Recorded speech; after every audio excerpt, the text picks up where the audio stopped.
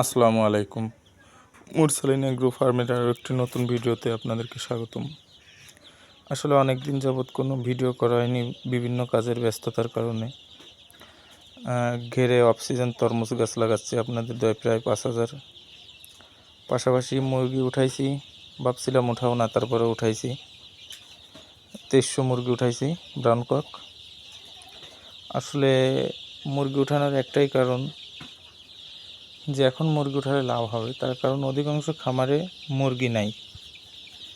দ্বিতীয় কথা হচ্ছে আপনার এখন আষাঢ় মাস, সামনে শ্রাবণ মাস, এই টাইমটায় উত্তর অঞ্চলে বন্যার খুবই একটা চাপ থাকে।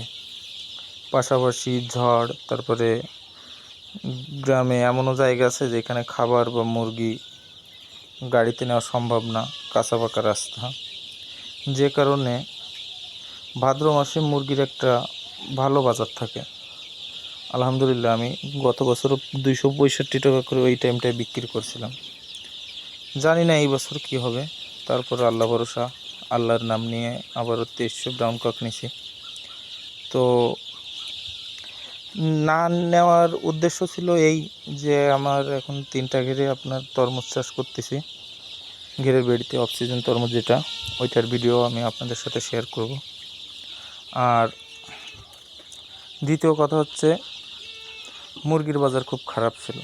আলহামদুলিল্লাহ, তারপরেও আমি যে মুরগিগুলো আগে দেখাইছি আমি ঈদের 2 দিন পরে বিক্রি করছিলাম, ওইটাতে মোটামুটি একটা প্রফিট আসছে। যদিও আমার ওই ব্যাচে অনেকগুলো মুরগি মারা গেছিলো করাইজার জন্য। তবে আপনারা যারা এখনও খামারে বাচ্চা নেননি বা দ্বিধাদ্বন্দ্বে ভুগতেছেন আসলে কি করবেন, তো এই মুহূর্তে বাচ্চা নিলে সামনে বাজার পাওয়ার সম্ভাবনা আছে। আর আমি যে মুরগিগুলো উঠাইছি এই মুরগিগুলা বাচ্চা নেওয়া হচ্ছে 12 টাকা 50 পয়সা। তো এই মুরগিগুলো যদি আমি 200 টাকা করেও বিক্রি করতে পারি, আর মুরগি যদি ঠিকঠাক থাকে, আলহামদুলিল্লাহ এইটাতেও মোটামুটি ভালো একটা প্রফিট আসবে।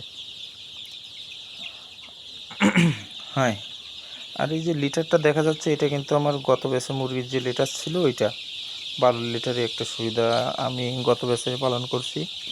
এই ব্যাচে সেই একই সেম লিটার পালন করছি। লিটারটা কাছ থেকে দেখলে বুঝবেন কোনো সমস্যা হয়নি, একবার ফ্রেশ। আমি চুন দিয়ে, ওই যে এখানে দেখেন অনেক চুন এখনও রাখা আছে, ওই চুনগুলো দিয়ে একটু রিসাইকেল করে নেওয়ার পরে আজকে বাচ্চার বয়স 10 দিন। ইনশাল্লাহ আগামীকালকে ভ্যাকসিন করাবো। তো আজকের এই ভিডিওটা এই পর্যন্তই। যদি ভালো লাগে চ্যানেলটি সাবস্ক্রাইব করবেন, লাইক করবেন। আর কারো যদি কিছু জানার থাকে তাহলে কমেন্টে জানাবেন, ইনশাল্লাহ আপনাদের কমেন্টের উত্তর দেওয়ার চেষ্টা করব।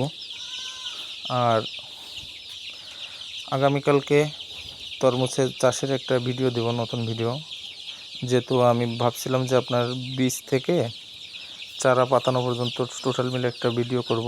তো বিভিন্ন কাজের ব্যস্ততার জন্য আর কি সময় করে পারিনি। আর দ্বিতীয় কথা, আমি বর্তমানে বাড়ি একা, এই জন্য। তো এখনও আমার কিছু বিসি আর কি নার্সারি করতে হবে, তো ওইটা আপনাদের সাথে শেয়ার করব। আর বর্তমানে কিছু নার্সারি করা আছে, ওইগুলোও শেয়ার করব। ভালো থাকবেন সবাই, আল্লাহ হাফেজ।